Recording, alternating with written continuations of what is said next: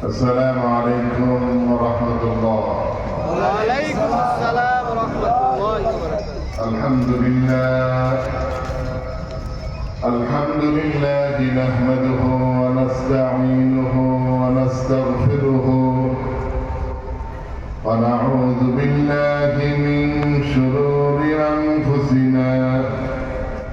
من يهده الله فلا مضل له ومن يضلله فلا هادي له ونشهد أن لا إله إلا الله وأشهد أن سيدنا وحبيبنا ومولانا محمد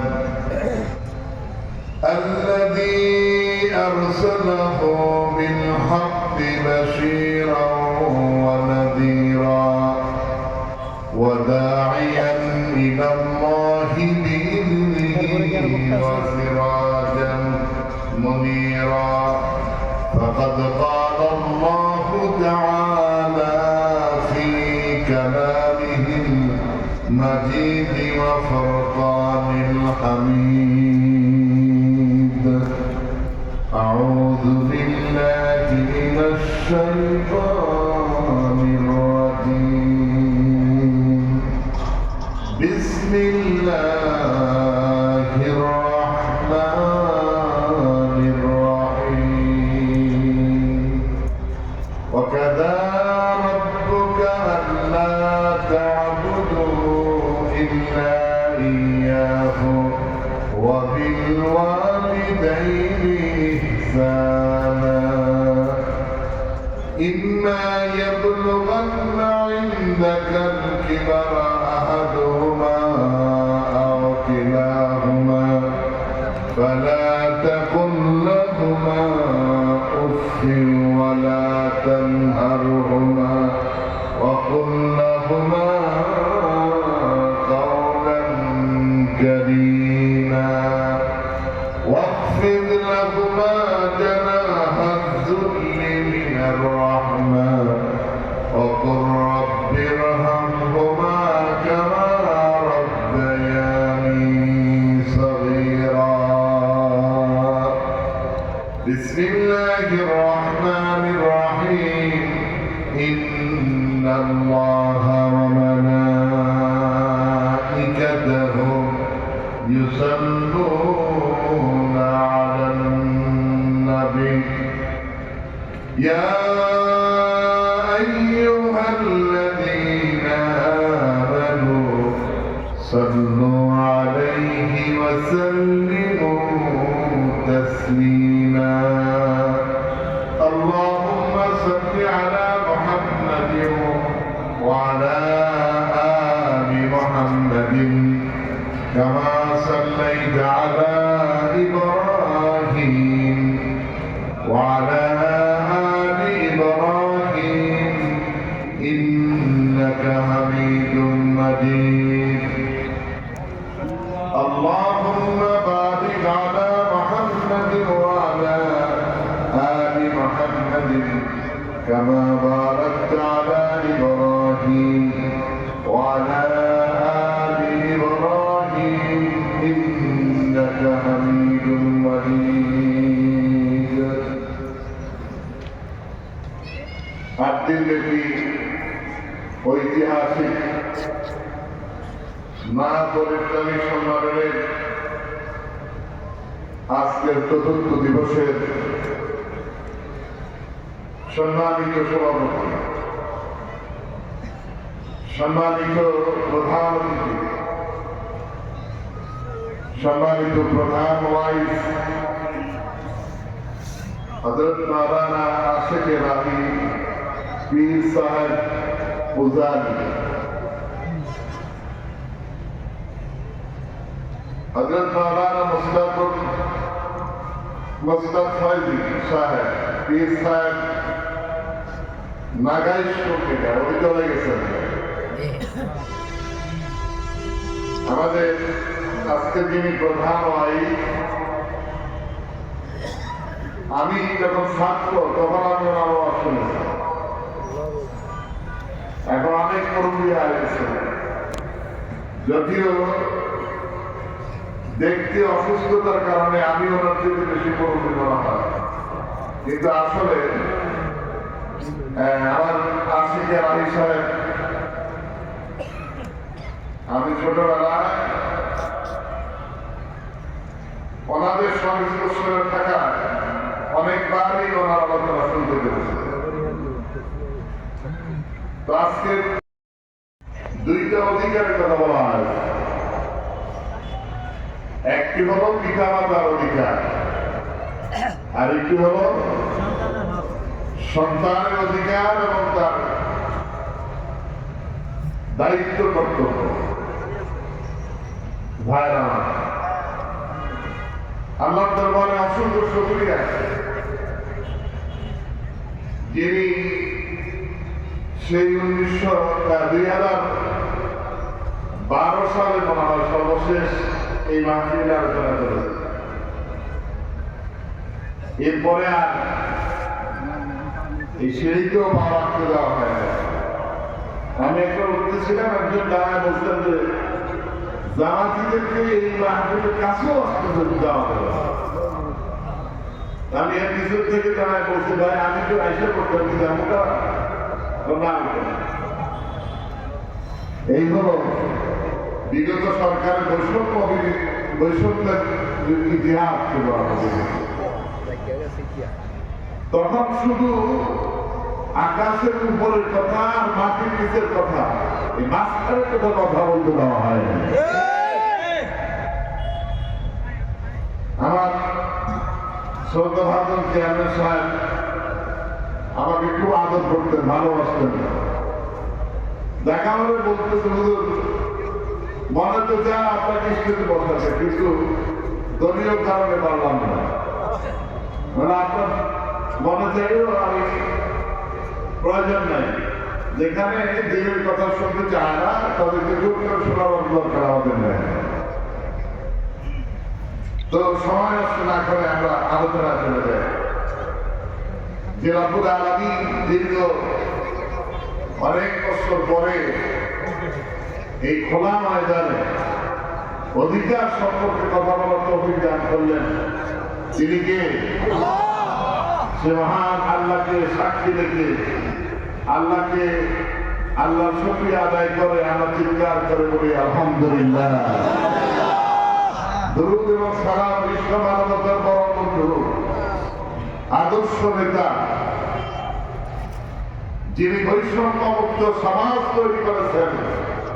পিতার অধিকার কি, মায়ের অধিকার কি, সন্তানের অধিকার কি, বাস্তবে তিনি প্রতিষ্ঠিত করলেন। সে মুহাম্মদ রাসূলুল্লাহ সাল্লাল্লাহু আলাইহি ওয়াসাল্লামের প্রতি আমাদের দরুদ এবং সালাম। আল্লাহ সুবহানাহু ওয়া তাআলা সূরা বনী ইসরাঈলে আমাদেরকে বললেন, ওয়া কাযা রাব্বুকা আল্লা তা'বুদু ইল্লা ইয়্যাহু। এই কথা চূড়ান্ত সিদ্ধান্ত, মানুষ কেবলমাত্র শুধুমাত্র একমাত্র দাসত্ব করবে, গোলামি করবে, হুকুম মানবে, মাথা নত করবে আল্লাহর কাছে। ঠিক কিনা? সারাটি দীর্ঘদিন বঙ্গবন্ধু এই তাসবিহ পড়তে পড়তে 12টা বছর আমাদেরকে সিনা জানানো। বলা হয় যে আল্লাহ যেন পৃথিবীতে নেই, বঙ্গবন্ধু ছাড়া যেন দেশটাই হয় না। আল্লাহকে বোঝাই দিয়েছিল আমাদেরকে। এই শিশু কিশোরদের রক্তের বিনিময় আবার আমাদেরকে কোরআনের হক কথাগুলো বলার ময়দানে আসার তৌফিক আল্লাহ দিয়েছেন। এর আগে আমার দেশের লোকেরা, আলেমরা কথাই বলতে পারতো না, স্টেজ উঠলেই এই বড় একটা ভক্ত তুলে দিতেন, এই কথা বলা যাবে, এই কথা বলা যাবে না হুজুর। আল্লাহ সুবহানাহু ওয়া তাআলা বলেন, ওয়ালিদাইনি ইহসানা। আল্লাহর ইবাদতের পরেই আল্লাহ পিতামাতার কথা বললেন। ওয়ালিদাইনি ইহসানা, পিতামাতার প্রতি ইহসান করো। তাদের সেবা করো। কখন? ইন্না ইয়াবলুগান্না ইনদাকাল কিবারা আহাদুহুমা আও কিলাহুমা, তাদের একজন অথবা উভয় যখন বৃদ্ধ হয়ে যায়, আল্লাহ রাব্বুল আলামিন বলে দিলেন ফালা তাকুল লাহুমা উফিন, তাদের আচরণে তাদের ব্যবহারে উফ শব্দটি বলো না। ওয়ালা তানহারহুমা, মা বাবারে ধাওয়াত দেও না। ওয়াকুল লাহুমা কাওলান কারীমা, মা বাবার সাথে সম্মান সূচক কথা বলো, মর্যাদা রক্ষা করে কথা বলো, সম্মান রক্ষা করে কথা বলো। সাবধান, ধমক দিয়ে ঘাড় মোটা করে চোখ রাখিয়ে কথা বলো না।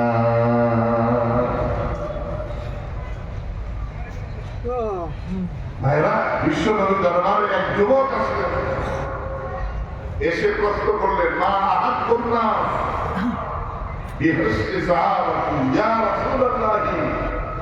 এই পৃথিবীতে আমার উপরে সবচেয়ে বেশি অধিকার কার? হুজুর বললেন উম্মুকা, তোমার মায়ের। যুবক আবার বললেন সুম্মা ইয়া রাসূলুল্লাহ, এরপরে কার? বিশ্বনবী বললেন উম্মুকা, তোমার মায়ের। লোকটা মনে করলেন হুজুর বোনা বুঝে নাই, আবার প্রশ্ন করলেন ইয়া রাসূলুল্লাহ সুম্মা, এরপরে হক কার? হুজুর বললেন এরপরে তোমার মায়ের। উম্মুকা। লোকটা আবার জিজ্ঞেস করলেন হুজুর তারপরে কার? বিশ্বনবী বললেন সুম্মা আবুকা সুম্মা আদনাকা সুম্মা আদনাকা, এরপরে তোমার বাবার, এরপরে তোমার আত্মীয় স্বজনের, এরপরে তোমার বন্ধু বান্ধবের। মায়ের কথা আল্লাহ রাব্বুল আলামিন বিশ্বনবী বললেন তিনবার, কয়বার? তার কারণ কি? তার কারণ হলো আল্লাহ রাব্বুল আলামিন অন্তরে আবার বললেন ওয়াসাইনাল ইনসানা বিওয়ালিদাইহি হামালাত উম্মুহু কুরহা ওয়া ওয়াদাআতুহু কুরহা ওয়া হামলুহু ওয়া ফিসালুহু 30 শাহরা। চিৎকার করে বলে সুবহানাল্লাহ। আল্লাহ কি মহান! তিনি বলছেন ওয়াসাইনাল ইনসান, আমি মানুষদেরকে ওয়াজ করে বোঝাচ্ছি, আল্লাহ নিজে ওয়াজ করছেন। এই কথা বলেন আল্লাহ মায়ের দিকে চলে গেলেন। হামালাত উম্মুহু কুরহা, তার কারণ হলো তোমার মা তোমাকে পেটে ধারণ করার কষ্ট করেছে। কত যে কষ্ট! বাবা মায়ের মিলনের পরে বাবার শুক্রাণু আর মায়ের ডিম্বাণু যখন মায়ের গর্ভধারিণী পৌঁছে যায়, তখন থেকে আরম্ভ করে মা সন্তান যত আস্তে আস্তে বড় হতে থাকে, মার কষ্ট তত বড় বাড়তে থাকে।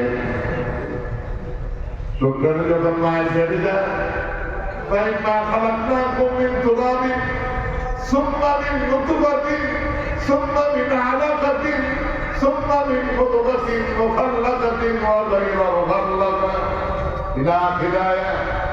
আল্লাহ রাব্বুল আলামিন বলেন আমি তোমাদেরকে সর্বপ্রথম মাটি থেকে সৃষ্টি করেছি, এরপরে আমি আল্লাহ তোমাদেরকে এক ফোঁটা পানি দিয়া মায়ের গর্ভে তোমাদেরকে সৃষ্টি শুরু করলাম। ওই পানিটা মায়ের পেটে যাওয়ার পরে 40 দিন পর্যন্ত মায়ের পেটে থাকার পরে এটা রক্তের টুকরায় পরিণত হয়ে যায়। ওই 40 দিন পরে আবার 40 দিন পরে গোস্তের টুকরায় পরিণত হয়ে যায়।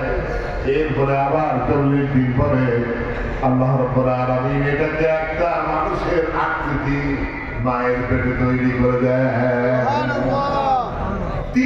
40 একের পর এক পরিবর্তন ঘটছে। এরপরে আল্লাহ রাব্বুল আলামিন মায়ের গর্ভে বাঁধে তোমাকে আমাকে হযরতে আব্দুল্লাহ ইবনে আব্বাস বলছেন এই আয়াতের তাফসীরে হযরতে আব্দুল্লাহ ইবনে আব্বাস রাদিয়াল্লাহু তাআলা আনহু তিনি বর্ণনা করেছেন আল্লাহ রাব্বুল আলামিন মায়ের গর্ভে যখন 43 অতিক্রান্ত হয়ে যায় এবার সে খাবে কি দুনিয়ার জীবনে আসার পরে তার তাকদীর কি হবে, কতদিন হায়াত পাবে, কি খাবে, কি চাকরি করবে, কোথায় যাবে, কোথায় কি করবে, দুনিয়ার টোটাল জীবনটা সব কিছু তার তাকদীর তার কপালের মধ্যে আল্লাহ রাব্বুল আলামিন লিখে দেন। সুতরাং ভাইরা এরপরে কিছুদিন মায়ের গর্ভের মাঝে সন্তান আল্লাহ রাব্বুল আলামিন লিখে দেন। সন্তান যত বড় হতে লাগে মায়ের অশান্তি তত বেড়ে যায়, সন্তান যত বড় হতে থাকে মায়ের কষ্ট তত বেড়ে যায়।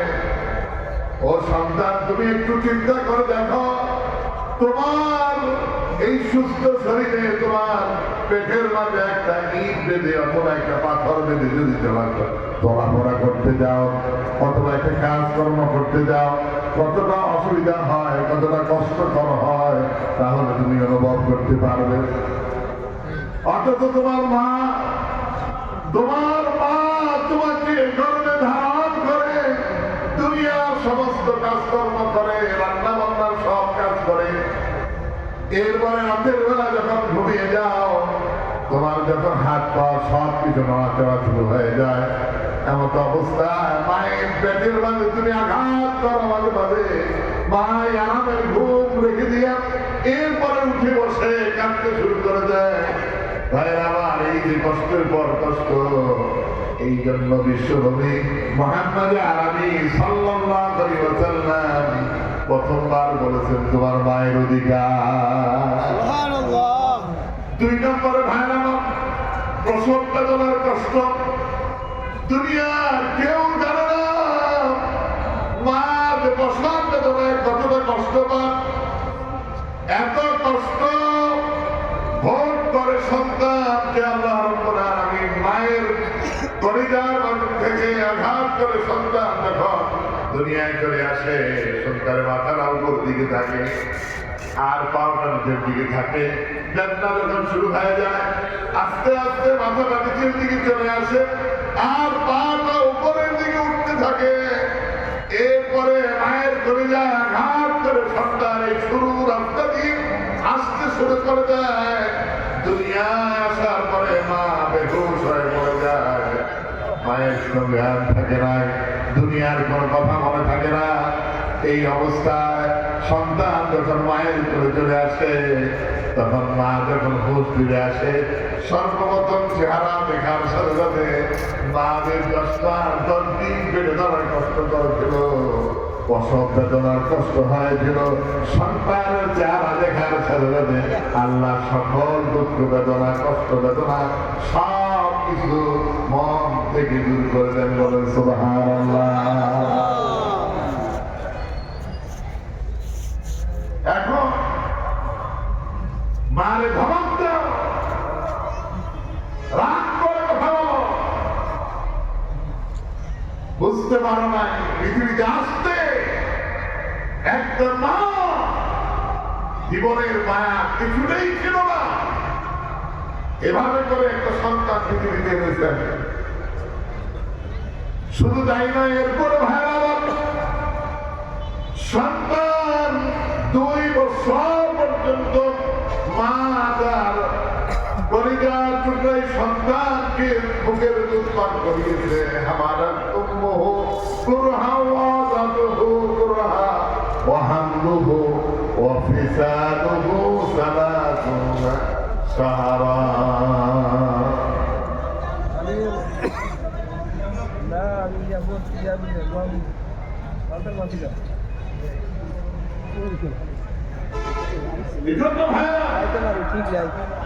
বিশ্বনবী মায়ের কথা একবার নয় 2 বার নয় 3 বার বলছেন তোমার মায়ের অধিকার, তোমার মায়ের অধিকার, তোমার মায়ের অধিকার।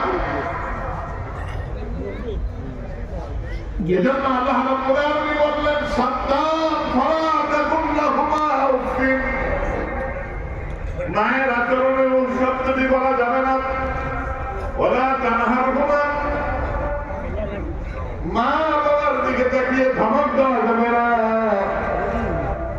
وقلنا لهما قولا كريما মায়া বাবার সাথে সম্মান সুযোগ কথা বলো বাবার মর্যাদা রক্ষা হয় বাবার মায়ের সম্মান রক্ষা হয় কিভাবে ঠিক এইভাবে কথা বলো এজন্য বিশ্বনবী মুহাম্মদ আরবি সাল্লাল্লাহু আলাইহি ওয়াসাল্লাম দরবারে একজন যুবক এসে বললেন ইয়া রাসূলুল্লাহ আমি জিহাদের ময়দানে যাওয়ার জন্য আপনার দরবারে বায়াত করার জন্য এসেছি বিশ্বনবী তাকে লক্ষ্য করে বললেন আহাইয়ুন ওয়ালিদাকা দুনিয়ায় কি তোমার মা বাবা বেঁচে আছে যুবক যেতে চাইলেন জিহাদের ময়দানে হুজুর আমি জিহাদের ময়দানে যেতে চাই হুজুর কষ্ট করতে উল্টা তোমার কি মা বাবা বেঁচে আছে লোকটি জবাব ছিল হ্যাঁ না হুজুর আমার মা আছে বাবা আল্লাহ নবী সাল্লাল্লাহু আলাইহি ওয়াসাল্লাম বললেন যাও তোমার মায়ের খেদমত করো এতেই তোমার জিহাদের সওয়াব হয়ে যাবে তুমি মায়ের কাছে ফিরে যাও এর কারণ হলো ভাইয়েরা আল্লাহ নবী জানতে পেরেছেন ওর মা বাবা বৃদ্ধ হয়ে গিয়েছেন এই যুবক ছাড়া মায়ের খেদমত করার মতো বাবার খেদমত করার মতো আর কেউ নাই সে যদি জিহাদের ময়দানে চলে যায় তাহলে মা বাবা কষ্ট পাবে এই জন্য বিশ্বনবী জিহাদের মতো একটি গুরুত্বপূর্ণ ইবাদত এই ইবাদত বর্জন করে মায়ের সেবা করার জন্য বাবার সেবা করার জন্য ওই যুবককে নির্দেশ করে দিলেন যাও তোমার বাবার খেদমত করো মায়ের খেদমত করো এর বিনিময়ে আল্লাহ রাব্বুল আলামিন তোমাকে জিহাদের সওয়াব দান করে দিবেন এখানে জিহাদকে খাটো করা হয় নাই আমার দেশের পূর্ববর্তী সরকারের ভাইরা আমার দেশে আশ্চর্য লাগে এই দলে কি কোনো ভালো মানুষ ছিল না যাদের নাম শুনলেই জঙ্গিটা লাগানো হতো যাদের বই কোরআন শরীফ পাইল ওটাকে জাহাজের বই হিসাবে জানিয়ে দিয়ে আলেমদেরকে জেলখানায় পড়ে যেত জিহাদ আল্লাহর একটি বড় ইবাদত এই ইবাদতকে যারা তিরস্কার করলো এই জিহাদের নামক এত বড় একটা সওয়াবের কাজকে এত বড় একটা ইবাদতকে যারা দেখ লাগিয়ে আলেমদেরকে জেলখানায় করলো ওরা মুসলমান নয় বরঞ্চ ওরা জালেম সুতরাং ভাইয়ের আমার ওদের উপরে যে আল্লাহর গজব এসেছে এটা এমনি আসে না এই যে দলীয় লোকেরা এত বড় বড় সম্মেলন করে চেষ্টা করলো তার সবার পারত না আল্লাহ বলছেন আমার হাত না আসা পর্যন্ত পারবি না আল্লাহ রাব্বুল আলামিন আবাবিল পাখির মতো এই যুবকদের পাঠায় দেওয়া হলো পৃথিবীর কেউ কেউ পায় না এভাবে করে আল্লাহ রাব্বুল আলামিন দেশ থেকে এদেরকে দৌড়ায় দিলেন ভাইরা রাসূল করিম সাল্লাল্লাহু আলাইহি ওয়াসাল্লাম দরবারে এক যুবক এসে বললেন ইয়া রাসূলুল্লাহ আমার মা বাবা আমার প্রতি খুব জুলুম করে আমি আল্লাহ রাসূল বললেন ওমা জান্নাতুকা ওয়া নারুকা এই দুইজন তোমার জান্নাত এবং জাহান্নাম তোমার প্রতি জুলুম করো অথবা না করো কোনো সত্য নাই তুমি যদি জান্নাত পেতে চাও তাহলে অবশ্যই তাদের খেদমত করো সুবহানাল্লাহ।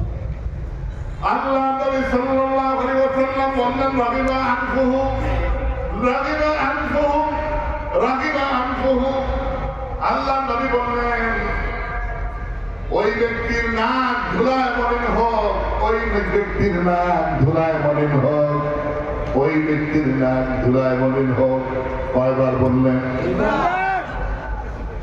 বিশ্বনবী কোনো কথা যদি গুরুত্ব বেশি বুঝাতেন, গুরুত্ব যদি বুঝাইতেন বিশ্বনবী, তাহলে ওই কথাটা তিনবার বলতেন, যাতে করে লোকেরা মনের কান দিয়া ভালো করে যেন কথাগুলো শোনে, তারা যেন মনে রাখতে পারে।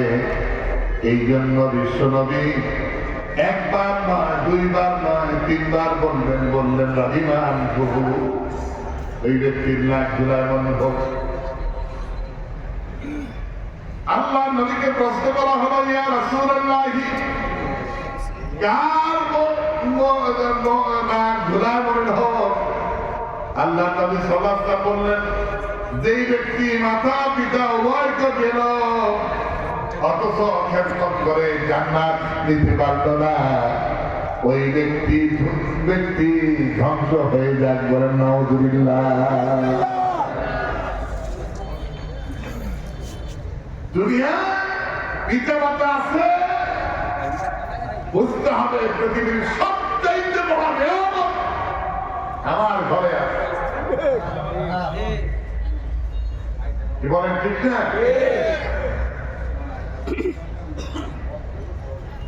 আল্লাহ রাসূল সাল্লাল্লাহু আলাইহি ওয়াসাল্লামের দরবারে এক যুবক বলল, ইয়া রাসূলুল্লাহ, আমার মা বাবা যদি আমাকে সম্পদ থেকে বঞ্চিত করেন,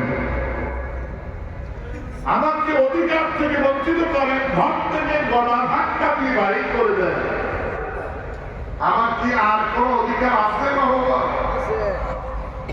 হুজুর বলছেন, হ্যাঁ, তোমার মা বাবা যদি সব কিছু থেকে তোমাকে বঞ্চিত করে, এমনকি ঘর থেকে গলা ধাক্কা দিয়ে বাইর করে দেয়, এরপরও তোমার মা বাবার অধিকার আছে, তুমি তার খেদমত করো। শুধু তাই না, বিশ্বনবী আরো বললেন, যে ব্যক্তি ঘুম থেকে জাগ্রত হওয়া এমত অবস্থা তার মা বাবা উভয় তার প্রতি খুশি, তার প্রতি সন্তুষ্ট, সকাল থেকে সন্ধ্যা পর্যন্ত আল্লাহ রাব্বুল আলামিন জান্নাতের দুইটা দরজা তার জন্য খোলা রেখে দেন। বিশ্বনবী আরো বললেন, যদি একজন বেঁচে থাকে তাহলে একটা দরজা খোলা থাকে। যেই ব্যক্তি ঘুম থেকে জাগ্রত হলো এমন অবস্থায় তার মাও খুশি নয়, বাবাও তার প্রতি সন্তুষ্ট নয়, তার কার্যক্রমে, তার ব্যবহারে, তার কথাবার্তায়, তার লেনদেনে মা খুশি নয়, বাবা খুশি নয়, আল্লাহ রাব্বুল আলামিন তার জন্য জাহান্নামের দুইটা দরজা সকাল থেকে সন্ধ্যা পর্যন্ত খোলা রেখে দেয়। তার অশান্তি আর অশান্তি, তার জীবনে কোথাও শান্তি নেই। আমার কাছে আশ্চর্য লাগে, এই যে লেখাপড়া করি আমরা, সুশিক্ষিত হয়ে বড় চাকরি নিয়ে বিদেশে জীবনযাপন করছেন, বাবা মার খবর নেয় না।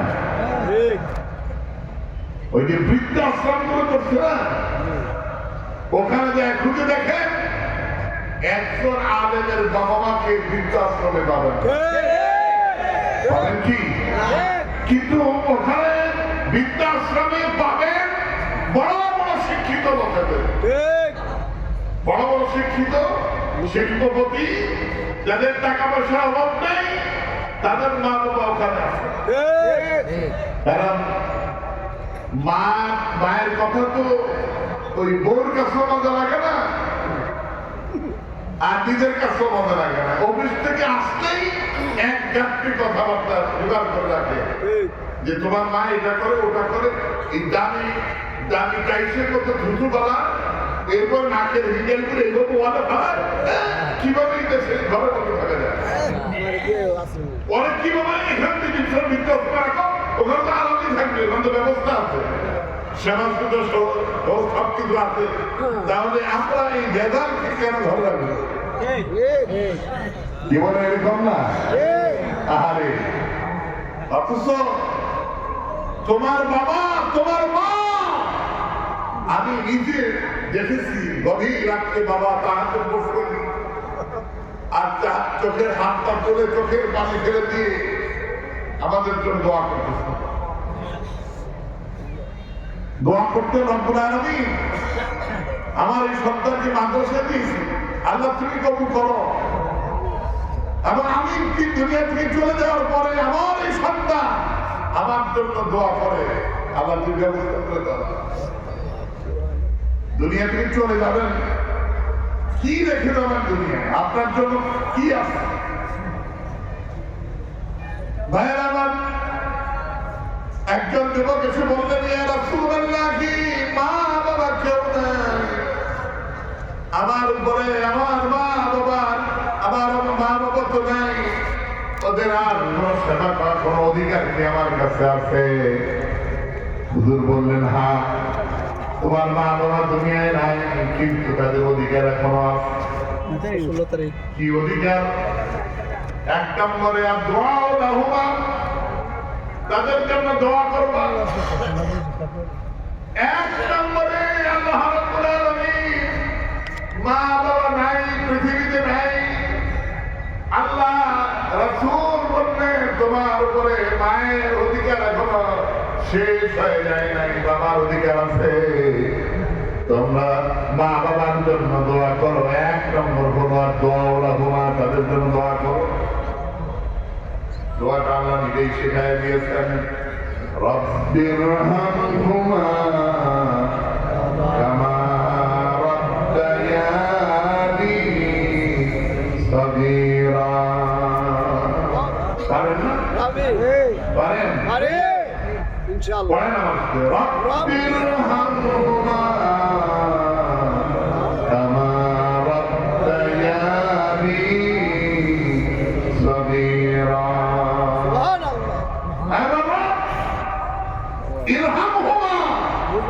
তাদের প্রতি রহম করো, দয়া করো। কামা রাব্বায়ানি সগীরা, যেমনি ভাবে শিশুবেলায় আমাদের প্রতি আমাদের মা বাবারা রহম করেছেন, দয়া করেছেন, করে কান্না করেছি। মা উজাড় করে দিয়ে, ঘুম না দিয়ে সন্তানটা করে নিয়ে রাত আগে আর সন্তানকে ঘুম করাবার জন্য জামা রাত শেষ হয়ে যাও। কই তোমার মা তো বলে নাই এটা পেটের বাঁচি না, এবারে হাসপাতালে নিয়ে ও ইয়েদের কাছে পাবো, এটা ঘরে আইলো না, এটা তো বলে নাই।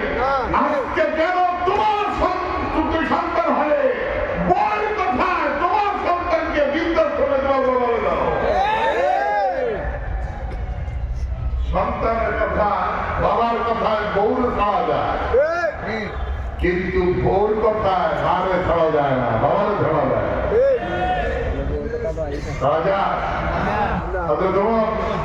সন্তান এসে বললেন, আব্দুল্লাহ ইবনে ওমর এসে বললেন, ইয়া রাসূলুল্লাহ, আমার বউ খুব সুন্দরী। এরপরে ওর কথাবার্তা ভালো, সব কিছু থেকে ভালো, কিন্তু বাবা কেন তিনি আবার বউদারে তালাক দিতে বলে। এখন আপনি আপনার কাছে জানতে আসলাম কি করা যায়? রাসূল বললেন, ঠিক আছে যাও, দেখি তোমার বাবার সাথে কথা বলো। আপনার রাসূলের চেয়ে একটু বড় বিচারক কেউ আছে? আল্লাহ পৃথিবীতে মেধাবী করে সবচেয়ে বেশি মেধাবী নবীদের পাঠিয়েছে। মুহাম্মদ রাসূলুল্লাহ সাল্লাল্লাহু আলাইহি ওয়াসাল্লাম তাদের মধ্যে সেরাতম মানুষ, সেরা ব্রেনের অধিকারী, মেধার অধিকারী। ডাকলেন ওমর, ওমর ছেলের বউ তালাক দিতে পছন্দ, ঘটনা করে বলল। হযরত ওমর এই কথা শুনে রাসূল আব্দুল্লাহ ডেকে বললেন, তোর বউরে তালাক দাও। ওমর বলছেন, তোমার বাবা বলেছেন, আমি শুনেছি, যে কারণে তালাক দেওয়ার জন্য বলেছেন, কারণ যথাযথ, সুতরাং ছেড়ে দাও। অথচ আজ যুবকেরা বউর কথা বউর কথা মার তালাক দেয়, বাবার তালাক দেয়।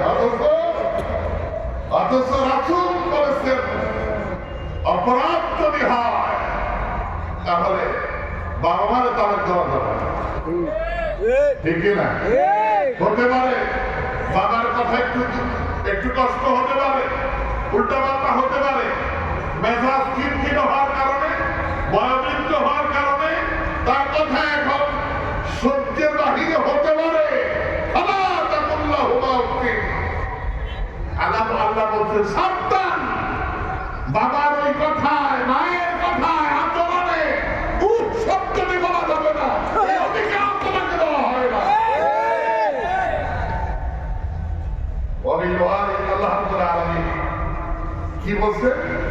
ওয়াকুল্লাহুমা কাওলান কারীমা, তাদের সাথে সম্মান সুযোগ কথা বলো, তাদের সম্মান ইজ্জত আবরু রক্ষা হয় সেভাবে কথা বলো। এমন কথা বলা যাবে না যে কথার কারণে বাবা অসন্তুষ্ট হবে, বাবা অসুস্থতা ভোগ করবে, এরকম কথা বলা যাবে। হযরত আবু হুরায়রা বিশ্বনবীর জলিল কদর সাহাবী, অনেক বড় মুহাদ্দিস, হাদিসের জগতে সবচেয়ে বেশি যিনি হাদিস বর্ণনা করেছেন তিনি হলেন আবু হুরায়রা। সার্বক্ষণিক খেয়ে না খেয়ে রাসূলের দরবারে পড়ে থাকতেন, সব সময় হুজুরের দরবারে পড়ে থাকতেন আবু হুরায়রা একদিন কাঁদছেন হুজুরের দরবারে। হুজুর জিজ্ঞেস করলেন, আবু হুরায়রা কাঁদছো কেন? তোমাকে তো কাঁদতে কখন দেখিনি। আবু হুরায়রা বলছেন, হুজুর আমার মা মারা ফেলেছে। না, তোমার মেয়েছে নিশ্চয়ই কোনো অপরাধ করেছো, এটা আমার কান্নার কি আছে? না হুজুর, আমার মা মুশরিকা, গত রাত্রে আপনার দরবারে হাদিস শুনতে শুনতে রাত বেশি হয়ে গিয়েছে, আমার যেতে একটু দেরি হলো। আমি ঘরের দরজা নাম দেওয়ার সাথে সাথে মা জিজ্ঞেস করে করতে এসেছো? আমি বললাম, মা আমি বিশ্ব নবীর দরবার থেকে এসেছি, হাদিস শুনতে শুনতে রাত দেরি হয়ে গেছে, এই জন্য দেরি হলো। মা আপনার কথা শোনার সাথে সাথেই তার শরীরে আগুন ধরে গেল, তিনি আমার চুল ধরে এরপরে মারতে শুরু করলেন। আমি বললাম, মা তোমার শরীরে যত শক্তি আছে সব দিয়ে আমার মারো, কিন্তু মা আল্লাহ রাসূলের দরবার ছাড়া যাবে না। হুজুর বলছেন, এখন কি করতে পারি? আমি তো তোমার মায়ের কোনো বিচার করার অধিকার রাখি না। মায়ের বিচার করার অধিকার কেউ রাখে না। দুনিয়ার কোন হাকিম, কোন বিচারক মায়ের বিচার করার অধিকার রাখে না, বাবার বিচার করার অধিকার রাখে না। তারা যদি ভুল বুঝে, ভুল বুঝতেই দেন, তারপরও ওই সময় কথাবার্তা না বলে শান্ত সময় বাবার গায়ে হাত দিয়ে কাছে বসে সুন্দর করে একটা আপেল খুলে বাবাকে খাওয়ান আর বলেন, বাবা ও কথাটা তো আপনি বুঝতে পারেন না, একটু নরম ভাষায় বলা, দেখতে বাবা বুঝতে যাবে। কিন্তু বাবার তো খারাপ থাকে, তিনি যদি অন্যায় ভাবে কথা বলেন তখনও তা মেনেই নিতে হবে, বিরোধিতা করা যাবে না। আল্লাহ রাসূল বললেন, আবু হুরায়রা বললেন, হুজুর আমি তো মায়ের বিচার চাইতেছি, তবে কেন শুনলো? তিনি বলছেন, হুজুর আমি জানি আপনি এমন হাত উঁচু করতে দেরি, আল্লাহ কবুল করতে দেরি করবেন। আপনি যদি এমন মায়ের জন্য একটু দোয়া করতেন তাহলে আমি আশা করি আমার মা ঈমান আনতো। হুজুর হাতের সাথে সাথে হাত উঠায়, আল্লাহুম্মা ইহদি উম্মে আবি হুরায়রা, আল্লাহ আবু হুরায়রার মার তুমি হেদায়েত দাও। এই কথা শুনতে পেরে হযরতে আবু হুরায়রা দৌড় শুরু করে দিলেন বাড়ির দিকে। রাস্তায় লোকেরা ধরলেন, আবু হুরায়রা দৌড়কে, তুমি শান্ত মানুষ, জীবনে কোনোদিন রাত দিতে দেখি নাই, দৌড়াতে দেখি নাই, তুমি কেন দৌড়াও? তিনি বললেন, ছেড়ে দাও, আমাকে ডিস্টার্ব করো না, আমি দেখতে চাই, আমি আগে আমার মায়ের ঘরের দরজায় গিয়ে বুঝতে পারি না বিশ্ব নবী মুহাম্মদ আরবি সাল্লাল্লাহু আলাইহি ওয়াসাল্লামের দোয়া আগে পৌঁছে যায়। আমি উঠে দেখার জন্য যাচ্ছি, খাও। হযরত আবু হুরায়রা মায়ের দরজার সামনে দাঁড়িয়ে বলেন, মা। অমনি দরজা খুলে গেল। আবু হুরায়রাকে বুকের সাথে ধরা বললেন, আবু হুরায়রা, আমি বুঝতে পারি নাই, আমি অন্যায় করেছি, তোমাকে মায়ের দিয়েছি, তোমাকে বকাবকি করেছি। আবু হুরায়রা এই মাত্র গোসল করেছি, পবিত্র হয়েছি, আমার নিয়ে চলো বিশ্ব নবী মুহাম্মদ আরবি সাল্লাল্লাহু আলাইহি ওয়াসাল্লামের দরবার নিয়ে চলো। আমি আল্লাহ রাসূলের চেহারার দিকে তাকিয়ে কালিমা গ্রহণ করে মুসলমান হয়ে যেতে চাই। আল্লাহ মনসুর করেছেন, মুসলমান হয়ে গেছেন। হযরত আবু হুরায়রা, আপনি আপনার মায়ের জন্য দোয়া করেন। বলতেছিলাম, ভাইরা, বাবা মরে যাওয়ার পরও তাদের হক শেষ হয়ে যায় না। এক নম্বরে আর দোয়া হলো না, তাদের জন্য দোয়া করতে হবে। দুই নম্বরে ইস্তিগফার লাহুমা। আল্লাহ, দুই নম্বরে বিশ্বনবী বলেন, সন্তান তার বাবা মার জন্য গুনাহ মাফ চাইবে। আল্লাহ, আমার মা যদি কোনো অপরাধ করে থাকে, আমার বাবা যদি কোনো অপরাধ করে থাকে, আমি তো জানি না। আল্লাহ গো, যেই বাবা নতুন জামাটা বানায় আমার গায়ে দিতে দিল, আর পুরান জামাটা সেলাই করে করে নিজে বড় নিজে গায়ে দিল, জীবনে কোনোদিন ভালো সুখ দেখে নাই। রব্বুল আলামিন, আল্লাহ দয়া করে আমার বাবাকে মাফ করে দাও। এইভাবে বড় ভাই আল্লাহর দরবারে দোয়া করেন, গুনাহ মাফ চান আল্লাহর কাছে। ইস্তিগফার লাহুমা ওয়াল ইনফাক আহাদিহিমা। দুই নম্বরে, তিন নম্বরে, মা বাবা যদি কোনো ঋণ রেখে দেয়, কোনো ওয়াদা করে থাকে, বাবা ওয়াদা করছে মসজিদে 10,000 টাকা দেবে, কিন্তু ওয়াদা করে বাড়িতে দিতে মারা গেল, দিতে পারে নাই। সর্বপ্রথম বাবার সম্পদ থেকে বন্টনযোগ্য সম্পদের এগুলো বন্টন না করে আগে এটা ঋণ পর্যন্ত আগে ঋণটা আদায় করবে বাবার পক্ষ থেকে। অথবা বাবা কারেন্টিং 10,000 টাকা 15,000 টাকা হয়ে গেছে, বাবা কবর চলে গেছে, ওই যে কারেন্ট ভালো আইসা বলতেছেন, আব্দুল কুদ্দুস বাড়িতে আসতে কয় আমাকে জোগাড় আগে ওনার নামে মিটারে এত টাকা হয়ে আছে, একটু টাকা গুলো দেন, কয় না বাবার থেকে লাইন কেটে দেয়, কোথা দেন লাইন কেটে নিজের নামে আমার লাইন উঠাই দিল, এদিকটা বাবার এই নিয়েই খবরে আসে। আমার কাছে ওই সমস্ত ভাইদের জন্য দুঃখ লাগে যারা ব্যাংকের সুদের টাকা উঠাইয়া বাড়ি নির্মাণ করলো 10 তলা, আর ওই বাড়ি সামান্যতম ভোগ করতে পারলো না, কবরে চলে গেল। আর ওটা ভাড়া উঠায় সুদের টাকা পরিশোধ করে ফেলে না, ওয়ারিসরা পানি খায় গেল, নিজের কি লাভ করলো। আমি নিজের চোখে দেখেছি একটা লোক ঢাকা আদালতে এত সুন্দর একটা বাড়ি করলো, আমাদেরকে দাওয়াত ছিল হুজুর আসলে একটু উদ্বোধন করবে। উনি ঘরের দরজায় বাসার দরজার সামনে ডান পাওয়াটা দিয়েছে, বা পাটা দিতে যায়, হঠাৎ করে পড়ে স্ট্রোক করে ফেললো। ওখান থেকে ওনাকে ঢাকা মেডিকেল হাসপাতালে মারা গেল, ওইটার ভিতরেও ঢোকার উনি ক্ষমতা পায় না। কি লাভ হল ভাইরা, আমাকে যেটা একটু সময় দিয়ে জানি না, যে বিষয়টি আমাদেরকে জানা আরেকটা দরকার, সেটা হলো বাবার অধিকার তো বুঝলাম, আর দোয়া বাহুরা তাদের জন্য দোয়া করবেন, ইস্তেগফার বাহুরা তাদের জন্য ক্ষমা চাইবেন, ওয়াল ইনফাক আহাদিহিমা, তাদের জন্য আপনি খরচ করবেন। ওয়াল ইকরাম সাদিকিহিমা, বাবা মা চলে যাওয়ার পরে বাবা মার বন্ধু বান্ধব আছে না, বন্ধুদের সাথে আলোচনা করবেন। বাবা মারা গেছেন, বাবার সাথে চলতেন, হ্যাঁ আমার আপনারা যারা চলতেন বয়োজ্যেষ্ঠ, দেখতে সালাম কালাম দেওয়া, মুসাফা করা, ভাব মুরব্বী কেমন আছেন, হ্যাঁ কিছু ফল ফ্রুট নিয়ে তার বাড়িতে দেওয়া।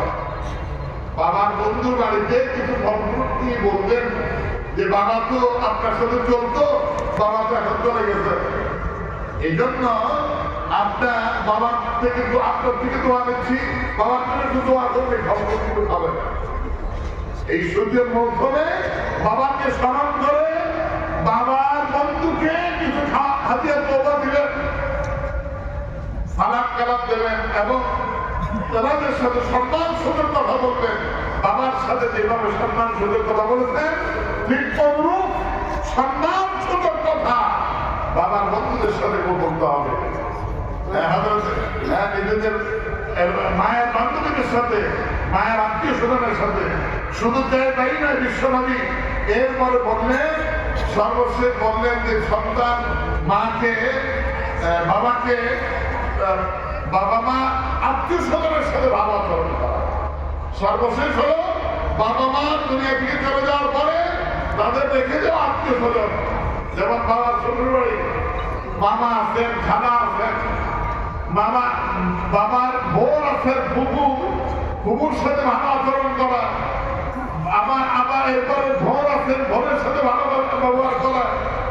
আমার দেশে বাবা মা চলে যাওয়ার পরে বোনেরা অনেক সময় আমাদের কাছে বোঝা হয়ে যায়। কি বলেন ঠিক না? কিভাবে পুষলাইয়া বোনের সম্পত্তি নেওয়া যায় এটা নিয়ে আমরা খুব ব্যস্ত হয়ে যাই। আপনার ভাইরা, আমরা অধিকাংশ নামাজি, হাজি, বড় আলে, বড় পীর সাহেব হাসরের ময়দানে এই সম্পদের কারণে আল্লাহর দরবারে দাঁড়িয়ে থাকতে হবে লক্ষ লক্ষ। অনেক লোকেরাই, অনেক আলেমরাই হাসরের ময়দানে বোনের সম্পত্তি সঠিকভাবে না দেওয়ার কারণে আপনাকে হাসরের ময়দানে আল্লাহর আসামির কাজ করে দাঁড়িয়ে থাকতে হবে। বাবা মরে যাওয়ার পরে বাবা মৃত্যুর পরে আমাদের উপরে হক, বোন যদি সম্পদ নিয়েও যায় তার সাথে আগে যেভাবে সম্পর্ক বজায় ছিল এখনো সেভাবেই সেই সম্পর্ক বজায় রাখতে হবে। আমি অনেক বিষয়ে বসে দেখেছি যে বনের সম্পত্তি কোথায় যায়, একেবারে ওই যে জায়গা, সেই জায়গাটা সবচেয়ে নিকৃষ্ট, বেচা যাবে না, এরকম তোমার কাছে নিয়ে বন্ধুকে দিয়ে দেয় আর নিজেরা ভালো ভালো জায়গা ঢুকে দেয়। এটা অধিকাংশ লোক, এবং যাদের অভাব নাই তারাই চেষ্টা করে, যাদের কোনো অভাব নাই, সম্পদের অভাব নাই, তারাই এই কাজটা করে। মনে রাখবেন, কারো সম্পদ যদি আপনি যত বড় নামাজি হন, কাবার শরীফ একবার না 50 বারও যদি হজ করেন, আপনি যদি 1 ইঞ্চি জায়গাও অন্যায় ভাবে কারো খান, 7 তবক জমি কিয়ামতের দিন আল্লাহ আপনার গলাতে দেয়া দিবেন। 7 তবক জমি। প্রশ্ন আছে, ইয়া রাসূলুল্লাহ, সেদিন মানুষটা করতে হবে 7 তবক জমির দলে কম পাবে, এটা নিয়ে যাবে কেমনি? হুজুর বলছেন জমিন যত লম্বা হবে লোকটারে এত লম্বা করে তার গলায় ওই সম্পদ ঝুলে যাবে। দুনিয়ার এই সুন্দর আরাম আয়েশের বাড়ি গাড়ি দেখা আপনি কবরে শুয়ে থাকবেন আর জাহান্নামের আগুন ভোগ করবেন, হাসরে ময়দানে আল্লাহর দরবারে আসামির কাঠগড়ায় দাঁড়াবেন, আর আপনার এই সম্পদ খাবে কেন? সব তো রেখে যাবেন। মানুষের জন্য কি করবেন আপনি?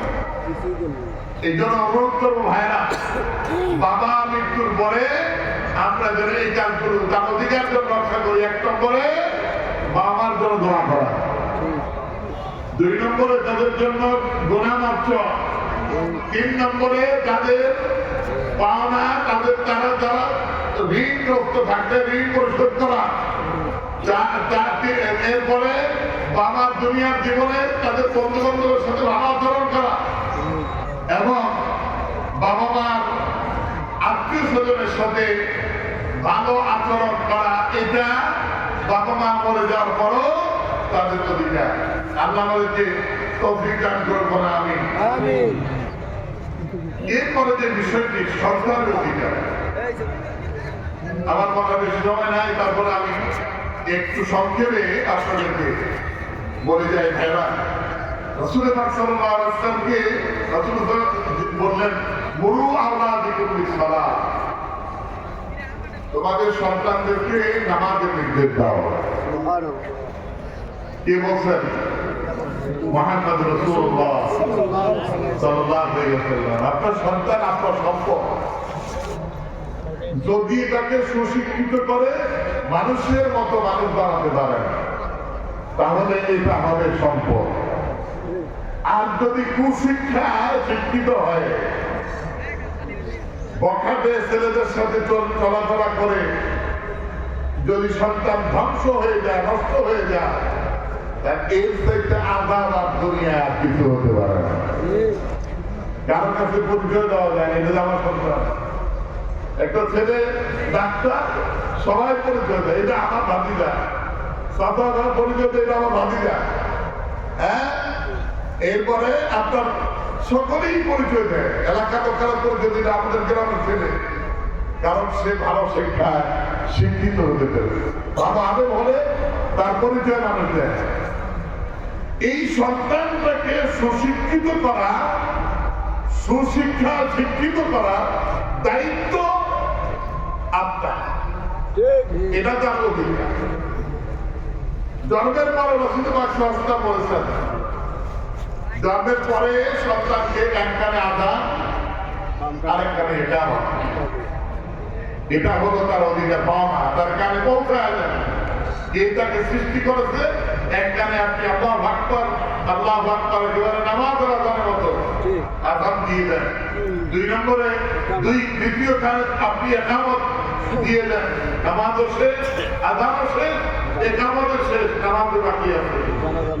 তার পৌঁছায় দাও, বাকি জীবনটা, দুনিয়ার জীবনটা তোমাকে এমন ভাবে জীবন যাপন করতে হবে যে তোমাকে পরকাল মুখী হতে হবে। দুনিয়ায় তোমার শেষ জীবন না, আরেকটা জীবন আছে। আল্লাহ নবী সাল্লাল্লাহু আলাইহি ওয়াসাল্লাম হযরত হাসান জন্মের পরে তার মাথাটা 7 দিনের পর মাঝে তার মাথাটা কামায়া চুলগুলো মাপলেন, এই ওজনে কিছু রূপ আল্লাহ রাব্বুল আলামিনের হাবিব আল্লাহ রাস্তায় দান করে দিলেন। সুবহানাল্লাহ।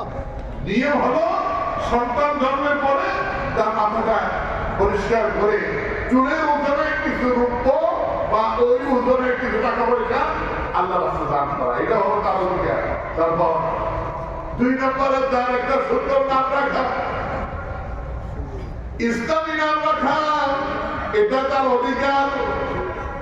আপনি যদি যেই নামটা রেখে দিলেন, এই নামটা যদি অর্থবহ না হয়, এইটা নামটা যদি শুধু নামের জন্যই রাখছেন তাহলে সওয়াব হবে না। ভাইরা, এমন হতে পারে এই নামের বিনিময়ে আল্লাহ রাব্বুল আলামিন তারে মাফ করে দিতে পারে।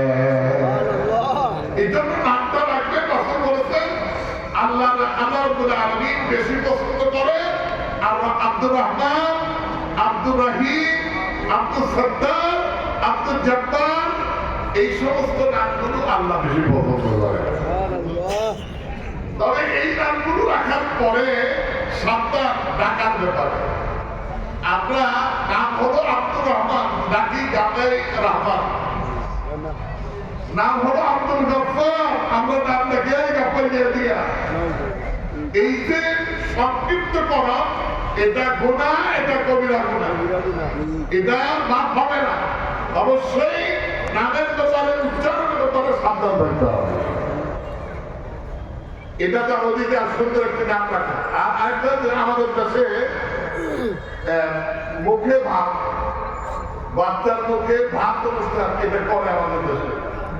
এটা ইসলাম সম্মত নয়। এই ধরনের কোন কাজ আল্লাহ রাসূল করেন নাই। আল্লাহ রাসূল সাল্লাল্লাহু আলাইহি ওয়াসাল্লাম তাহনিক করেছেন। তাহনিক হলো এই খেজুর জামাইয়া ও রসটা মুখের মধ্যে একজন আল্লাহর হুজুর দ্বারা দিয়ে দিতেন। রাসূলের যুগে সাহাবায়ে কেরাম কোন সন্তান হলেই 7 দিনে মাথা রাসূলের দরবারে নিয়ে আসতেন, হুজুর কোলে নিতেন, বাচ্চাদেরকে হুজুর কোলে নিতেন। আমাদের দেশে নিজের বাচ্চারা যতই ভালোবাসি, অন্য বাচ্চারা আমরা তেমন করে নিই না। রাসূল সকল বাচ্চাদেরকে কোলে নিতেন। এখন রাসূল যিনি বাচ্চারা বাড়িতে গড়াগড়ি করে তাদেরকে আদর করে কোলে নিতেন, আদর করতেন। হুজুর বলেছেন, মানলাম ইয়ারহাম সগীরানা ওয়ালাম ইউআক্কির কাবীরানা ফালাইসা মিন্না। যারা আমাদের ছোট্টদেরকে, শিশুদেরকে স্নেহ করে না, ভালোবাসে না, স্নেহ করে না, আর আমাদের বড়দের সম্মান করে না, ফালাইসা মিন্না, সেই লোকটা আমার উম্মত নয়। যে রাসূলের উম্মতই না, সে কি জান্নাতে যেতে পারবে? যত মসজিদে বানা, মডেল মসজিদ যতটাই বানা, এই মডেল মসজিদে জান্নাতে দেবে না। কি বলেন, ঠিক না? আমাদের এক হুজুর বলছিল ওই নাকি জান্নাতি। এখন আমার হুজুর, ওই হুজুরও মনে জান্নাতে চলে গেছে। দুইজন উনি আমার ওই জান্নাতি মহিলাও চলে গেছে, হুজুর রবিছে বন্ডা হুজুর জান্নাত দিয়েছে জান্নাতে। আর নিয়ে লক্ষ লক্ষ আলেম জেলখানা মারা বাবুল হককে বছরের পর বছর আটকে রেখে তার কীর্তিমা পর্যন্ত নষ্ট করে দিয়েছে। জামাল হোসেন সাইদি সাহেবকে দুনিয়া থেকে আপনি সরাই দিয়েছেন। জান্নাতি নয়, আপনি জাহান্নামী।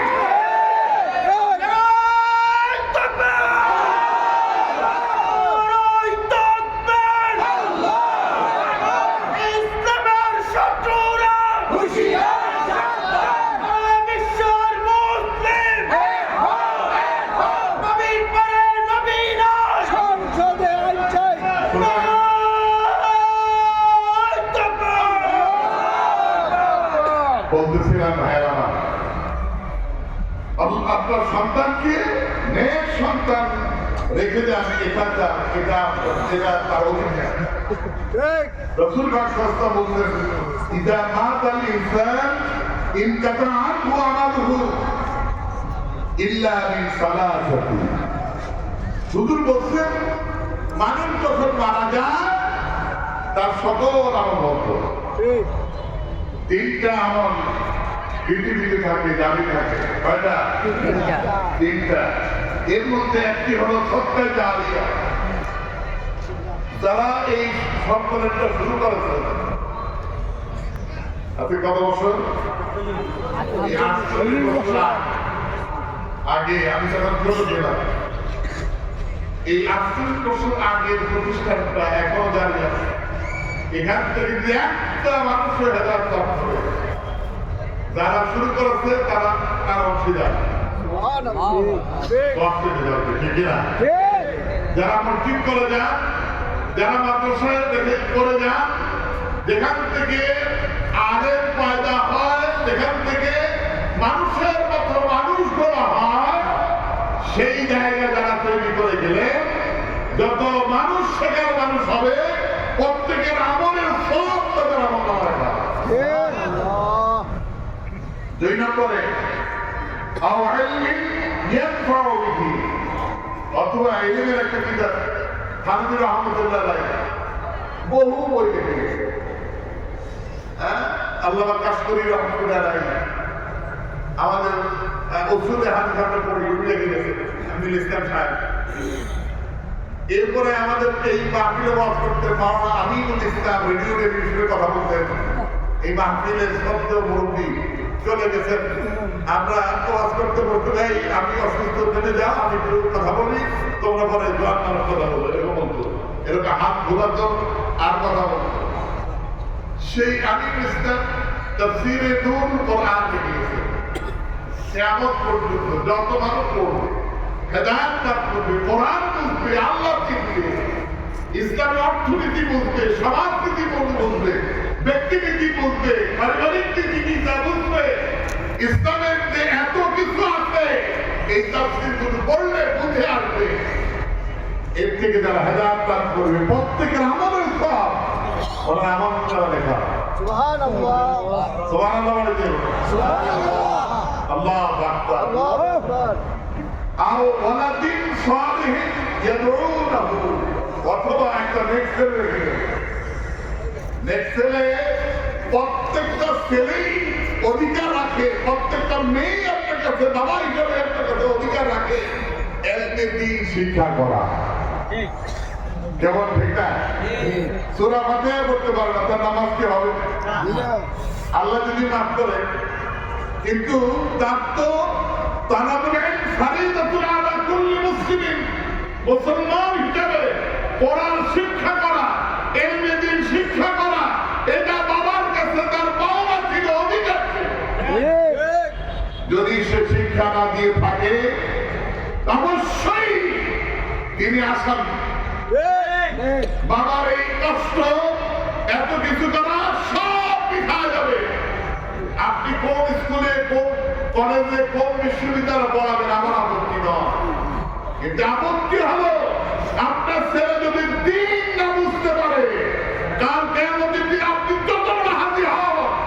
যত বড় দানবী হন যত বড় শিল্পপতি হন আপনি জান্নাতে যেতে পারবেন আপনাকে ধরে রাখবে যে বাবা আমি আপনি আমার সন্তান হিসেবে কি অধিকার দিয়েছেন আমাকে তো আপনি কোরআন শিখান আপনি তো আপনি রাসূলের আদর্শ শিখান নাই মনে রাখবেন পৃথিবী যত আধুনিক হোক আল্লাহর কোরআনের আধুনিকতা তত বেশি আধুনিকতা কোরআন দেয় রাসূলের সুন্নাহ আধুনিকতা প্রত্যেক যুগের জন্য আধুনিক সুতরাং কোরআন সুন্নাহর বিকল্প পৃথিবীর আর কোথাও নেই আমরা বাংলাদেশ এই বৈষম্য বিরোধী আন্দোলনের পরে আমাদের দাবি হলো এমন একটা শিক্ষানীতি হোক যেই শিক্ষানীতি আমার ছেলে মেয়ে সকলেই কোরআন সুন্নাহর জ্ঞান তাদের কাছে যতটুকু দরকার অন্ততপক্ষে অতটুকু লিখতে পারে